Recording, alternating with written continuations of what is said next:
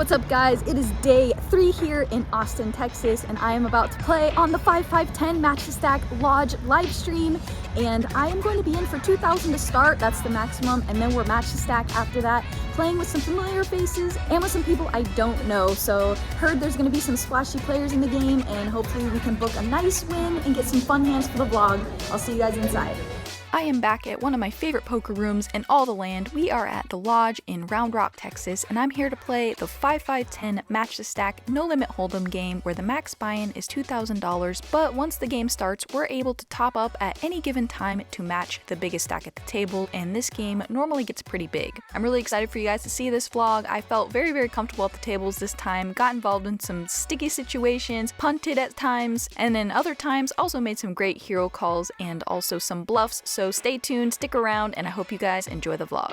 In this hand, we experience every poker player's nightmare where I get dealt pocket kings when the 5-5-10 $25 straddle is on, and I raise to $80 in a small blind. Sadly, they all fold, but we do pick up the dead money in the middle, and we don't get to experience every poker player's greatest pleasure of seeing that ace on the flop.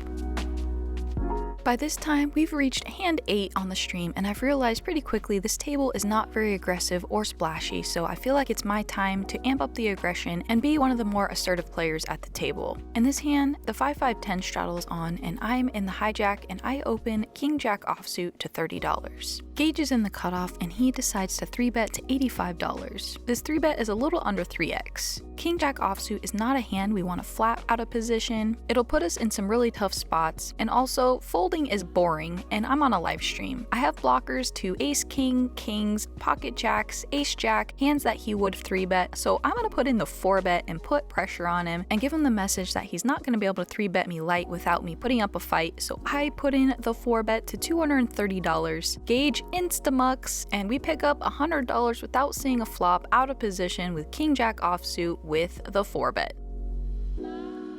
In this hand, the dreaded yet suspenseful famous stand-up game is on. The way it works is every player has to stand up. If you win a hand, you have to show your cards to sit down. The last player standing pays the table $25 per person. It folds to me, the 5-10 $25 straddle is on, and I look down at ace-king offsuit. I want to make it an annoying size, because if I can win the hand right here, right now, it would be ideal. I don't want to take this hand multi-way, especially playing the stand-up game where players are extra sticky and extra spicy, so I raise to $105. Luckily, none of them have a hand to battle me, and so I win the very first hand of the stand-up game, and now I can sit down and relax. She's gonna go take a shot.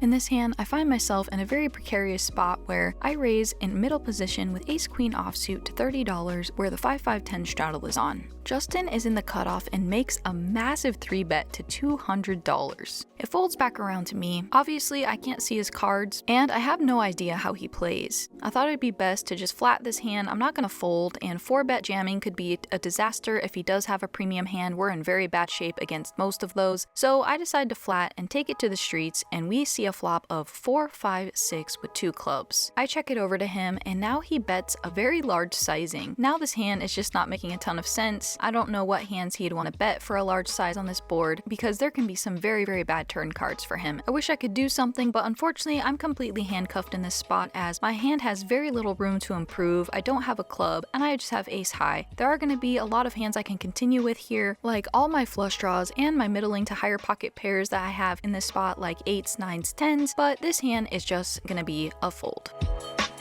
We're going to do something a little bit different in this hand, something kind of fun. I'm not going to show my opponent's whole cards till the very end of the hand history. Type in the chat what you think he had on the hand before I reveal his cards, and we'll see how close you guys get to guessing the correct cards. In this hand, we get a raise from under the gun 1 to $75 as the 5-5-10 $25 straddle is on. I decide to flat, hoping we can take this pot heads up. Fortunately for us, the straddle does fold, so we go heads up to a flop. The flop is queen 10-4 with 2 clubs, and we do have the ace of clubs in our hand. We check it to him, and he bets a little bit bigger. He goes half pot, which on this board texture, this is actually a pretty good sizing. I'm gonna have a lot of draws. I'm gonna have a lot of hands that connect with this board, like king jack suited, jack 9 suited. I'm gonna have some queen x and 10x combinations, as well as a ton of flush draws. So his sizing is good here. I could make a case for raising, but with this board being pretty dynamic, I decide to flat and evaluate the turn.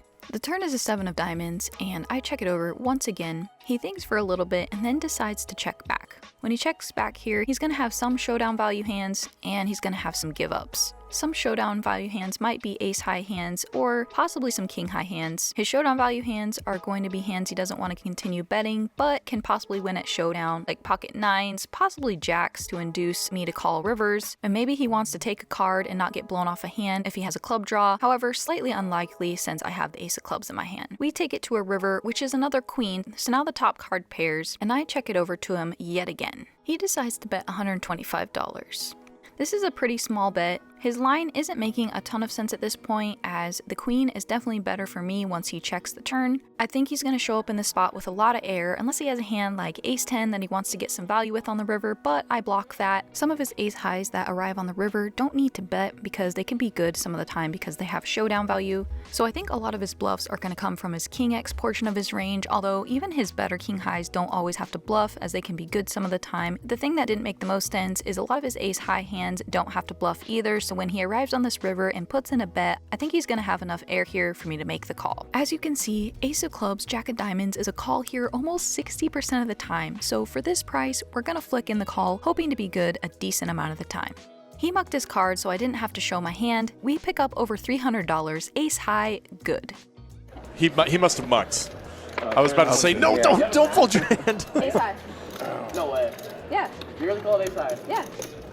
You know who the you're See you in 30 playing? minutes. Did you see the sweater? Bro, advanced poker training, not mediocre. No. So you just heard the shout out for advanced poker training. Everybody knows by this point that I love this site. It's lightning fast. You can play up to 500 hands per hour against virtual opponents that adjust to your playing style and try to beat you. They even have new GTO style opponents, and you can see your entire hand range and what your action should be taken with every hand in your range. You can play 9 max, 6 max, heads up, sit and goes, even multi-table tournaments against up to 8,000 lifelike opponents. You can get complete reports and weekly training plans. You can get the Beat the Pro challenges, combat trainer scenarios, daily live tournaments, the Madness Cup. I can't even tell you everything I love about this site. And for the next 48 hours, their Black Friday pre-sale is going on, and by far the lowest prices of the whole year. Use my offer code PokerFaceAsh and you'll get their best deal of the entire year. At this point in the stream, I'm feeling confident, comfortable, and I feel like I'm running the table. I have about a 40% VPIP at this point in the stream, but I end up with about 33%, which is right where you want to be.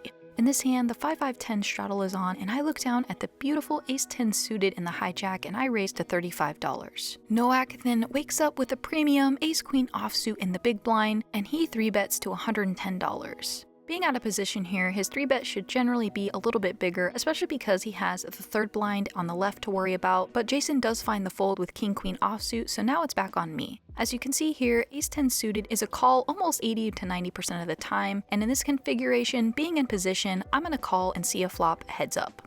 The flop is jack 9-4 with 2 spades. I think Nowak's 3-betting range is going to consist of a lot of hands, kind of like he has ace-queen, ace-king, maybe ace-jack suited, possibly some wheel-suited aces in there, and maybe king-queen suited, and those types of hands. Also, he'll be 3-betting pocket jacks and 10s probably some of the time, so I think this board generally favors our range way more than his. We're going to flop more 2 pairs than him with jack 9 suited. We're also going to flop a lot of open-ended straight draws, flush draws, gut shots, things like that. There's also a possibility we flop more sets than him because we can have pocket 9s in our flatting range and 4s, where he's probably just flatting those pre-flop. Nowak actually decides to check, and again, as you've heard me say in my previous vlogs, just because he checks here does not mean weakness. He still can have some nutted hands in his range. For example, he can check a set of jacks here some of the time, and he can have black aces, black kings, queens, something like that. When he checks here, I feel like he's going to have a lot of ace-high type hands that are going to have a hard time continuing. So given the board texture, we do have a 10 in our hand, so there are some good turn cards we can continue barreling. He's not really going to love a lot of flush flush or straight type cards that come on the turn, so I'm going to start betting, and I put out a bet of $165, which is about 2/3. We can't start putting in small bets here, it doesn't make a ton of sense. We want to charge a lot of his strong hands and give hands like Ace King and Ace Queen a tough price to make the call. And even though we don't block spades, I think this hand is a good hand to bet because if we do get check raised, this is an easy fold. Fortunately for us, he has one of those hands that we can get to fold, which is Ace Queen offsuit with no spade, so he has to release his hand, he lets it go, and we get the better ace to fold. At this point in the stream, people were finally getting a little bit looser, splashier, and talking a bit. It probably had something to do with me giving them all shots after the stand-up game, a part of my evil plan. If I just go to pokerfaceash.com, Right. what can I do? You can get all kinds of amazing merchandise. The sweatshirts are very comfortable. There you go. They were also kind enough to try and plug my website, which has all of my merch on it. If you guys didn't know, I have shirts, hats, hoodies, mugs, and more on pokerfaceash.com. Don't forget to check it out, and it's a great way to support the channel.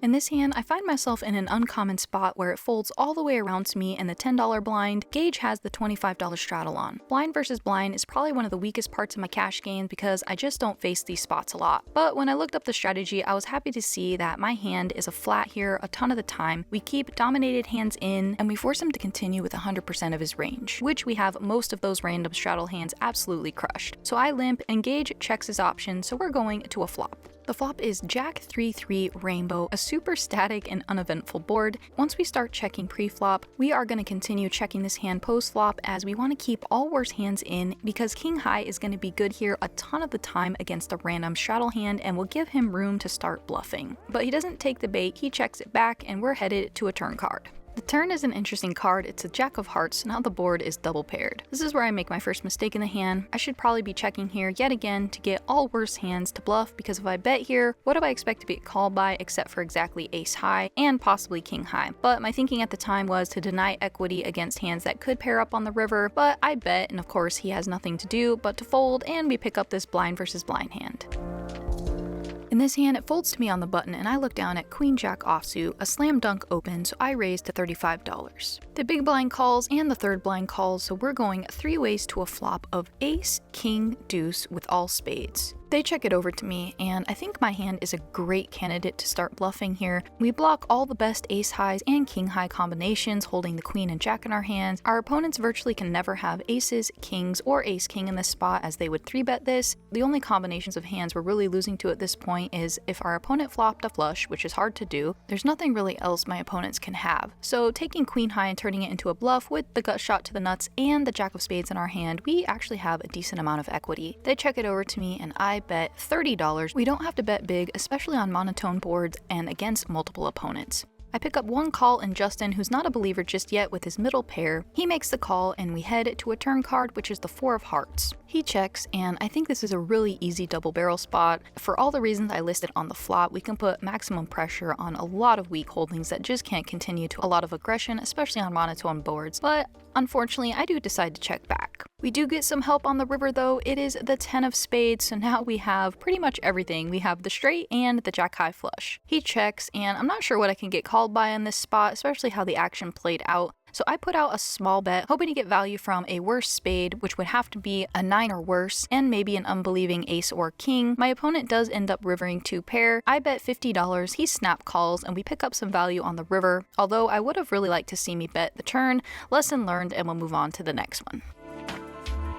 In this hand, Nowak raises hijack with pocket queens, Jason flats the cutoff, and I'm in the big blind with Jack 9 suited. Definitely not ever folding a suited 1 gapper here, so I put in the call, and we are going to head 3 ways to a flop of King 9-4 with 1 spade. I check, Nowak checks, so it checks to Jason, who essentially has the button in this spot, and he bets $100. Jason's going to have a really wide range when he's betting the button in this spot. When Nowak checks, he's going to have some give-ups and also some check calls in his range. King 9-4 Rainbow, I would have expected a bet from him a decent amount of the time, so I'm going to call here, seeing if we can hit some good equity turn cards. Nowak, unfortunately for him, folds the best hand with the pocket queens, and we head heads up to a turn card. The turn is one of those cards, it's the deuce of spades, so now we pick up a flush draw. We check it over to him once again, and he bets $250. He's giving us a great price to continue here with our pair of 9s and our spade draw. I'm not going anywhere, so I put in the call. The river is another deuce. Now I'm just hoping he'll check and we can get to a showdown with our pair of 9s and a king kicker. And we hear those magical words. He checks it back and says, "You're good." I flip over my hand and we scoop a pretty nice pot. Alright guys, in this one we play for stacks as the stand-up game is back on. It folds to the button who raises to $65 off of the $20 straddle. He's going to be very wide here, especially playing the stand-up game. JLo then 3-bets to $265. Now it's on me and I look down at a premium, which is pocket jacks. I look at JLo's stack and he looks like he has about $2,500 in front of him. He can be 3-betting here super wide, especially during the stand-up game. I want to 4-bet and raise to a size that leverages stacks, can get a lot of hands to fold, and if he shoves, we call off hoping he has a hand exactly like he has ace-king or ace-queen suited, so I put in the 4-bet to $900. He thinks for a little bit and then says all in, and here's what happened. And there's the jam and a snap call for Poker Face Ash. We are running this out. It's a flip. Oh, you have ace. Classic. We go once, twice. Up to you. We'll go twice. We are running this board 2 times.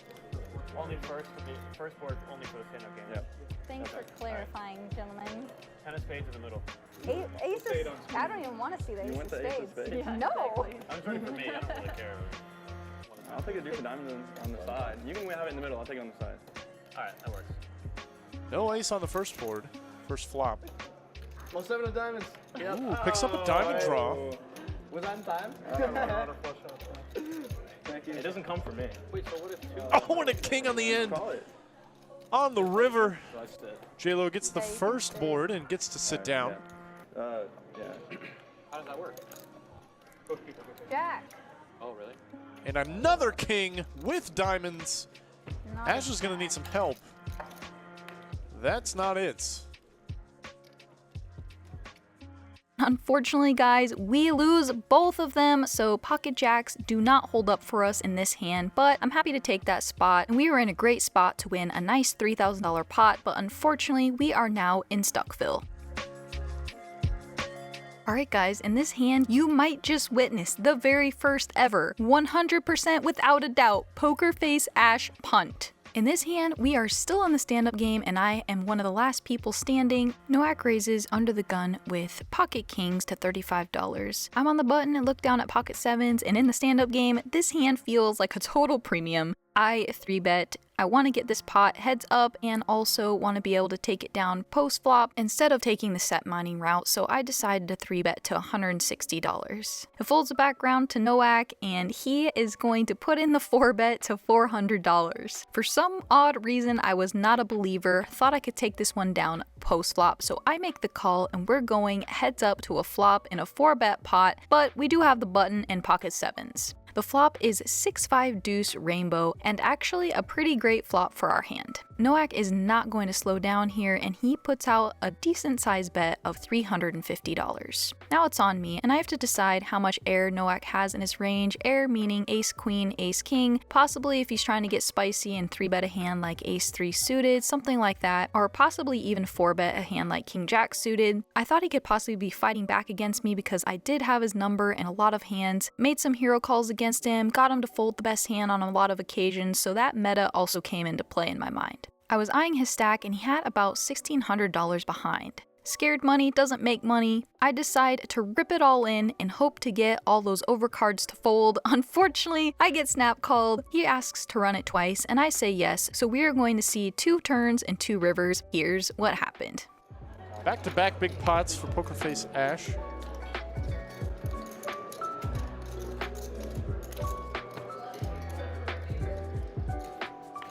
No.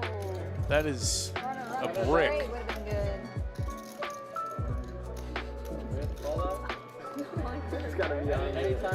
No help to Ash on the first board. We are running this twice. She needs a 7 or some runner straight.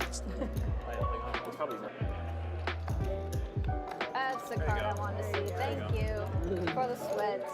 That is definitely a sweat. Now open-ended is Ash. And gets there! They're chopping this one up.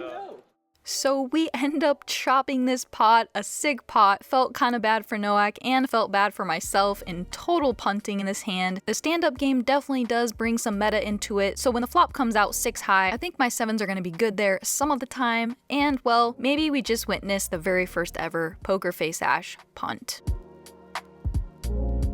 In this hand, I raise a 7 of spades, and the third blind makes the call with 3 deuce suited. He doesn't like to fold to me, so we're gonna go heads up to a flop of 9-8-3 with 1 spade. My opponent checks. I'm gonna put out seed bet on this board with our pair, backdoor straight, and backdoor flush draw possibilities. He makes the call with bottom pair and backdoor spades as well, so we head to a turn card, which is another 3. Our opponent absolutely drills this card. When he checks it to me, this is a hand I don't think needs to bet or bluff, so I'm gonna check here and evaluate the river. The river is an offsuit queen, and now my opponent leads into me for $265. My opponent is a very capable player of bluffing and also knowing when to go for value. He's putting me in a tough spot here. I do have third pair, but when you look at the hand, it doesn't make a whole lot of sense. He would never bet a 9 this way or an 8. He can have queen 9 or queen 8 some of the time. Jack 10 gets there, but other than that, he's gonna have a lot of misses, some 10x combinations that miss, and all missed heart draws. I think in a vacuum, this hand is just a fold, and I really wish I would have put in the fold. I think I dislike this call here more than even the pocket 7s punt, but I do indeed put in the call and see the bad news that my opponent got there on the turn. This is a perfect example of when I always say they're hardly ever bluffing out of position on the river. He just had it, and unfortunately, we lose yet another pot. In this hand, Jason raises the hijack with queen 10 of clubs to $65 because the 5-10 $20 straddle is on. It folds to me in the small blind, and I look down at ace queen offsuit. Definitely going to put in a 3-bet in this configuration against Jason, and I'm going to raise a bit larger because we're out of position, so I make it $250. Probably a little bit too big here, but we do pick up the dead money without having to see a flop. In this hand, Steph raises the hijack with 5-3 offsuit. I'm in the small blind and look down at pocket 5s, happy to peel for this price. Nick comes along and Campo as well, so we're gonna go 4 ways to a flop. The flop is Jack 7-5 with 2 hearts. We flop bottom set on this pretty dynamic board, especially with 4 players in the pot. Sadly and tragically, the flop checks around, and I'm praying that the turn card is not a scary card, but it is one of the worst cards. It is the 8 of hearts. So now flushes and straights come in. Even though a lot of hands get there, I still need to deny equity against random heart type hands like King X and Ace X of hearts, as well as any Jack X holdings that my opponents might have, so I put out a bet of $125. Campo then raises to $420, and I'm thinking, what in the world is going on? I'm buried in this game, stuck around $3,000. I finally flop a set, and then this happens. I can't do anything else here except make the call, so we're going to head to a river card, and I'm hoping for a blank. The river is actually a pretty great card for us. It's the ace of diamonds, and now I'm hoping my opponent has the ace of hearts. While we can still be beat by some straights, I'm not going anywhere, but I am going to check and let my opponent bet. So I do check, and since my opponent was kind of semi-bluffing when he hit the ace on the river, he didn't fire again for value because the board is kind of scary for him as well. So we do pick up over $600 in this hand, and we're trying to get unburied. In this hand, we are finally picking up some steam where Nowak raises king 7 of spades from under the gun 1. J-Lo flats ace 4 suited on the button, and I look down at pocket 10s in the small blind. In this configuration, this is just a flat a lot of the time. Let's try to set mine. We can 3-bet some of the time, but I'd been aggressive a lot this evening, so I'm going to mix it up and put this hand into my calling range. So we're going to go 3 ways to a flop of Jack 3-6 with all diamonds. This is actually a pretty decent flop for my hand. We have second pair and the 10 of diamonds. The flop checks around, and the turn is the 7 of clubs. I think when the flop checks through, I'm going to have the best hand a ton of the time here, so I'm going to start betting to deny equity, and I bet $100. Fortunately for us, both of my opponents fold, and we take down the pot, and I hope we're now headed in the right direction. One of the many amazing things about having a vlog is having the ability to go back and completely dissect hands and think about them over and over because, well, when I do these voiceovers, I have to relive hands multiple times. So I'm starting to see some trends in my play, and this hand you'll see one that I'm definitely going to try to adjust in the future. In this hand, Steph limps with 4 deuce suited, and then J-Lo is next to act in the hijack. He has king 10 of diamonds and puts in the raise to $80. I'm the cutoff and look down at ace jack offsuit. I think J-Lo's going to be pretty wide, raising over the limp, so I decide to put in a 3-bet, and I raise to $280. My raise sizes have been quite large, but it's kind of on purpose. A normal raise size would be around 3x. but I'm going a little bit larger. We're stuck trying to get players to make mistakes against us, so I make it a bit bigger. It folds back around to JLo, and he's not convinced just yet, so we're gonna go heads up to a flop. The flop is ace 9-6 rainbow, and we flop ourselves top pair. He checks it over to us, and while pre-flop our hand was kind of a semi-bluff, kind of a value hand, now our hand is definitely value, so we're gonna down bet on this board, and I bet $175. The pot was already $620 when I did this, so it's giving JLo a very nice price to float with his hand. He does have backdoor straight draw possibilities and backdoor flush draw. The turn is the 3 of hearts, and JLo checks it over to us. Our hand is clearly still value. It's likely we have our opponent pretty dominated. Since I gave my opponent a very nice price to float on the flop, he's gonna arrive at this turn card pretty wide. He can turn some backdoor hearts, and I think our hand can mix between checking and betting. While we can still get value from some hands, I think if we check here, we can induce a lot of mistakes on the river. So I do decide to put in the sneaky check, and we're gonna head to a river card. The river is the ace of spades, so now we have trips. This card might induce my opponent to bet since I checked the turn and he wouldn't expect me to check a lot of my aces. He would expect me to continue betting. So JLo thinks for a bit, and then he does indeed grab a chip. He grabs that nice purple $500 chip and puts in a bet. And here is where I'm making some mistakes on the river. I actually ended up snap calling this bet because I was pretty confident that my opponent would be bluffing in this spot, and I didn't want to raise and then get re-raised by a hand like ace 9, ace 6, or ace 3 for a full house. But in all actuality, I need to take more time on the river and evaluate raising, especially my value hands. So I can definitely raise for value on the river. However, in this case, I was not going to get called. We were pretty deep and I didn't want to get myself in a sticky situation. So I decided to snap him off and showed him the bad news, and we pick up a very, very nice pot, and we are definitely getting out of Stuckville. So now at this point in the stream, after a little bit of a rough patch in the middle, I am now stuck about $1,900. So we've clawed back a little bit, and I have about $6,000 in front of me, and I'm hoping I can catch a good spot. Alright guys, you know what time it is. It's time to buckle up and play the biggest pot of the night. We are in the stand-up game once again, the third time playing it tonight. Nowak wakes up with pocket jacks. In early position, he raises the $65. It folds to me in the big blind, and I look down at pocket queens, and I'm gonna put in the 3-bet, and I raise to $230. Nowak has probably had enough of my crap for the evening. He knows I'm capable of 3-betting light, so he decides to put in the 4-bet to $650. I didn't come all the way to the lodge to fold queens. We're gonna ship it in, put in the 5-bet, and if he has aces or kings, well, good for you. If he has ace king, well, we're off to the races, but we're ahead. I ship it in, and then here's what happens. And a call. $6,500 pot. It's nice to reduce a little variance here and there. And wow, dead on the first board. Absolutely stone dead on the first board. She already sits down the best. No jack. No jack. A jack would have been disgusting, giving Nowak even less outs on the second board. Take the case queen, please. Not asking for much. Heart. 10 high board. Poker face Ash has got the only hearts. To the river.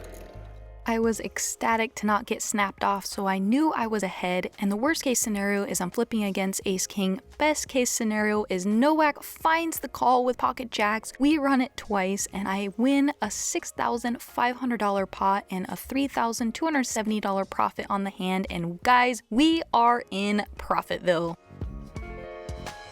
In one of the very last hands I play for the night, I get dealt ace queen against jacks, and we win a nice $500 profit on that hand, and it is time to wrap this stream up. Well, tonight's stream was super interesting. Stuck, I think, almost 4K at one point, came back and booked a win, so I was in the game for $9,000, cashed out with $10,525 for a profit of $1,525. And you know what, guys? I will take it. That was kind of a crazy roller coaster. I might have punted, or I probably punted on a few spots that I didn't need to, but I want to stay aggressive, keep it interesting on the stream, and ended up booking a nice win. So anyway, thank you guys so much for watching. If you guys enjoyed the vlog, would you do me a huge favor and go all in and like, comment, and subscribe? It would mean the world to me. We are just getting started. So many exciting things coming up. It's only up from here. I'll see you guys next time.